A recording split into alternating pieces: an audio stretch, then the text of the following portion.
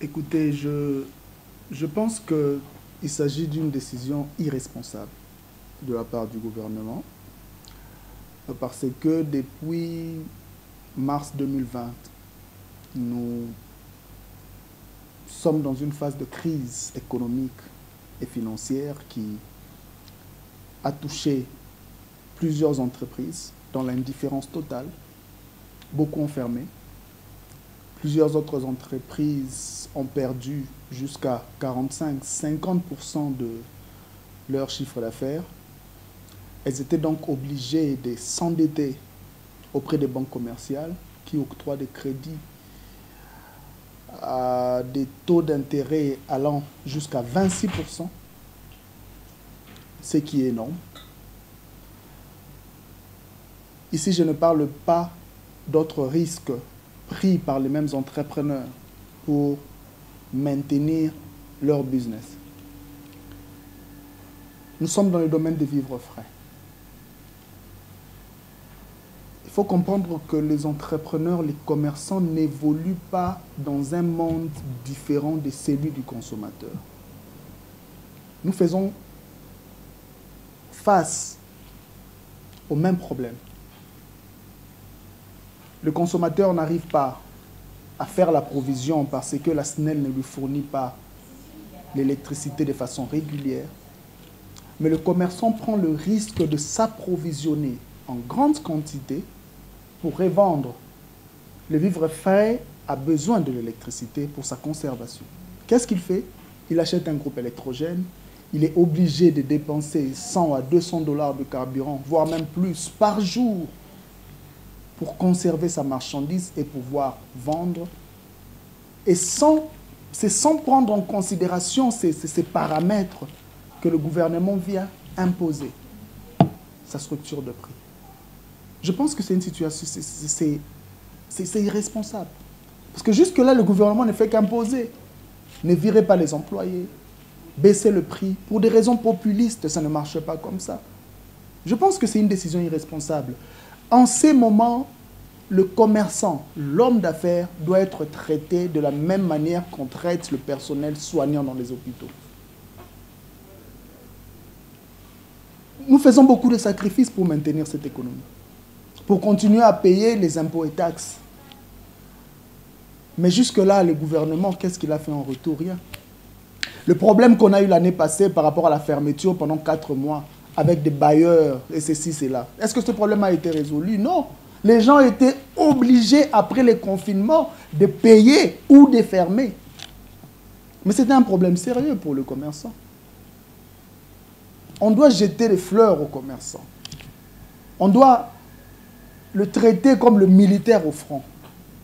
On ne peut pas continuer à nous insulter, à nous manquer de respect et de considération avec des décisions que je ne trouve pas rationnelles en ce moment. C'est inacceptable, je pense que c'est irresponsable. Et après cette annonce, la FEC dénonce l'imposition de prix de biens de première nécessité, comme vous le savez. Selon elle, se réfère sur la loi relative à la liberté de prix et concurrence selon le climat d'affaires congolais. Selon vous, est-ce que cette manière de procéder de la FEC est valable ou pas? Écoutez, d'abord, laissons la FEC de côté. Le ministère de l'économie impose des prix dans une économie normale, où tout fonctionne normalement. L'État investit dans les infrastructures et les hommes d'affaires profitent de ces infrastructures pour se faire du profit et vendre leurs marchandises. Mais ce n'est pas le cas chez nous. On ne doit pas se voiler la face, ce n'est pas le cas chez nous. Nous travaillons dans des conditions très difficiles. Lorsque vous allez à commerce à 7 heures, vous allez assister à un concert de groupes électrogènes. Pourquoi? Parce qu'il n'y a pas d'électricité. Nous nous sacrifions.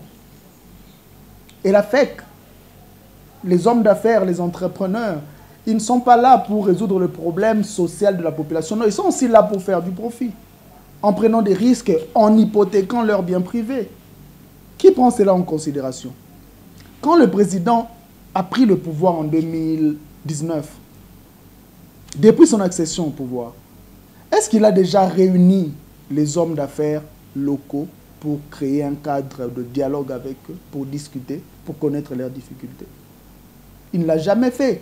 Il a préféré dépenser plus de 60 millions de dollars dans des voyages qui devraient faire venir des investisseurs. Sont-ils venus? Non. Et aujourd'hui, on se tourne vers l'homme d'affaires congolais, on lui demande de faire des sacrifices. Ça ne marche pas comme ça. Là où vous n'êtes pas considéré, là où on vous traite comme si vous étiez des papiers hygiéniques, en retour, vous résistez. Vous montrez votre mécontentement. Parce que nous traversons une période de crise sérieuse, financière. Et lorsque vous décidez de baisser le prix, c'est ce que la FEC essaye de dire. Lorsque vous décidez de baisser le prix, de vendre moins cher, et que vous n'arrivez pas à vendre vite, d'ailleurs, c'est la faillite. Il faut être en mesure d'équilibrer ces deux paramètres-là. Le ministère de l'économie doit repenser sa décision en concertation avec la FEC. Sinon, nous allons assister à une situation beaucoup plus difficile que celle dans laquelle nous nous trouvons maintenant. Voilà. Maître Bazin Pembe, bonjour. Bonjour. Voilà, nous vous recevons dans le cadre de cet entretien qui va essentiellement être axé sur ces conflits qui s'installent entre le gouvernement et la Fédération des entreprises du Congo au sujet de la revue à la baisse des prix de produits de première nécessité. Le gouvernement voudrait que la FEC puisse se conformer aux nouvelles tarifications proposées, mais la FEC s'y oppose. Disons par exemple que le gouvernement, pour baisser le prix des produits de première nécessité, le gouvernement devrait agir sur les éléments qui sont sous son contrôle, en l'occurrence la fiscalité, la parafiscalité et autres perceptions qui sont parfois sans contrepartie. Quel est votre point de vue? Oui, la Fédération des entreprises du Congo, c'est une structure qui accompagne l'État congolais. Et les ministres de l'économie, c'est lui qui a la charge de régulariser les prix sur le terrain. Lorsque vous lisez la loi dans son article 7, donne au ministre de l'économie le pouvoir de fixer les prix et le pouvoir aussi de contrôler. Parce que le contrôle des prix sur le terrain, c'est de son apanage. Mais cela ne veut pas dire qu'il faut le faire sans consulter les autres. La FEC s'est plainte du fait qu'elle n'a pas été consultée au préalable. Non, c'est le gouvernement a proposé à la FEC les grilles tarifaires. Et c'est à la FEC d'examiner. Lorsque vous voyez dans les temps, le 20 janvier 2020, si je ne me trompe pas, la Société Égale a fait les mêmes propositions à la Fédération des entreprises du Congo, FEC en cycle, et les mêmes propositions que le gouvernement vient de faire aujourd'hui. Et donc le gouvernement est dans la logique d'aider le peuple congolais à retrouver son social aujourd'hui qui est déplorable. Moi, je demanderai aux autorités de la FEC de se conformer à la loi, de suivre les orientations du gouvernement congolais. Et en ce qui concerne les importations, tous ces opérateurs-là volent l'État congolais, ils ne payent pas correctement ses impôts. C'est à l'État de voir comment est-ce qu'il peut examiner pour qu'il leur facilite l'entrée de leurs marchandises. Moi, si un carton de poulet bascule le prix, ça va aider à la population. Un opérateur économique n'aime jamais perdre. L'opérateur économique vise les gains.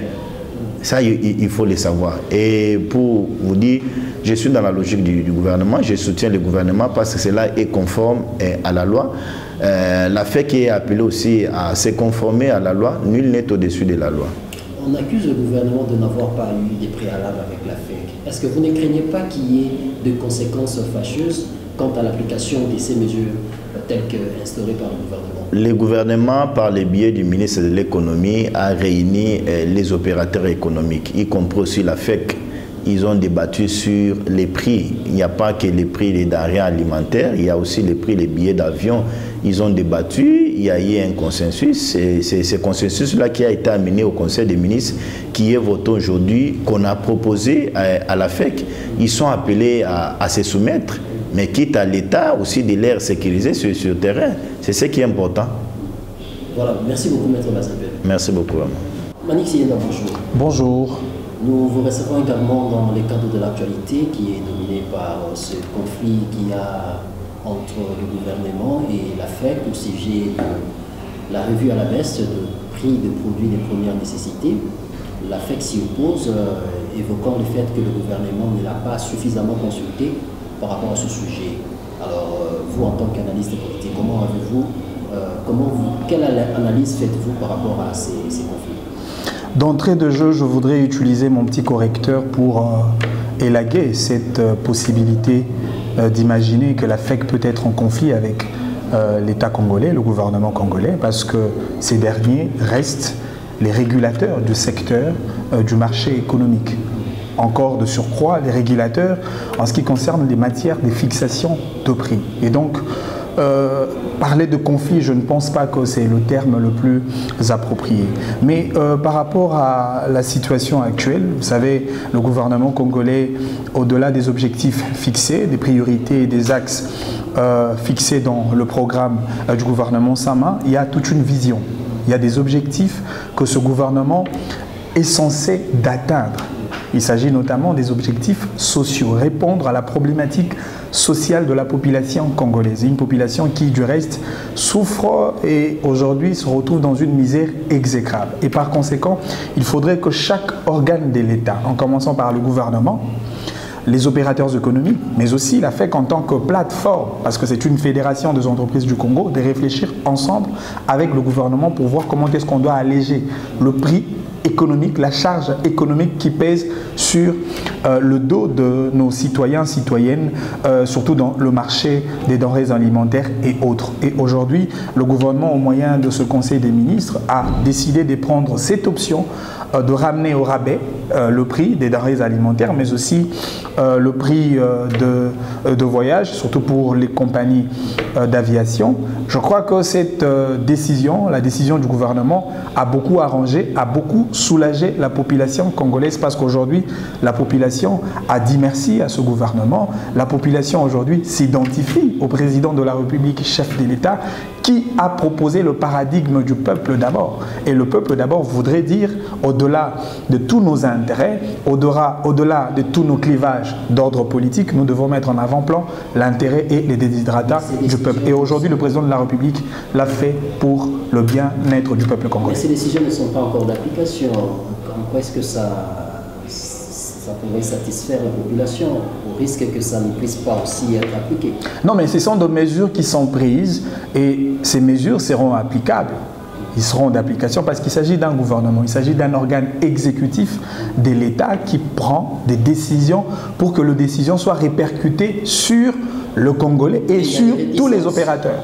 Pardon? Mais il y a des réticences. Oui, réticences, certes, il ne peut pas manquer. Vous savez, aujourd'hui, il faut aussi reconnaître que les entreprises publiques ont subi le plus grand coup lié à l'avènement de la Covid-19 et le gouvernement congolais travaille toujours dans la logique de pouvoir accompagner les structures, mais on le fait tout en tenant compte de notre capacité financière. Il est vrai en France, par exemple en Belgique, il y a des États forts sur le plan financier qui ont réservé, qui ont puisé dans leurs réserves financières un certain nombre de moyens pour accompagner les entreprises afin de combler ces vides économiques qui peuvent répercuter sur le social des citoyens. Mais aujourd'hui, nous, la RDC, la République démocratique du Congo, nous sommes obligés de procéder par le mécanisme de gestion sur base caisse. C'est-à-dire, nous devons gérer la République au regard de l'argent que nous avons dans le trésor public de l'État. Et par conséquent, il faudrait que dans toutes les situations d'ordre économique et social, il faudrait que les opérateurs économiques et le gouvernement soient conscients de la misère de la population congolaise afin justement d'endiguer cette grogne qui ronge la plupart de la population congolaise. Je crois que cette décision ne dérangerait pas la FEC, cette décision ne dérangerait pas les opérateurs économiques parce que le gouvernement a pris une décision salutaire.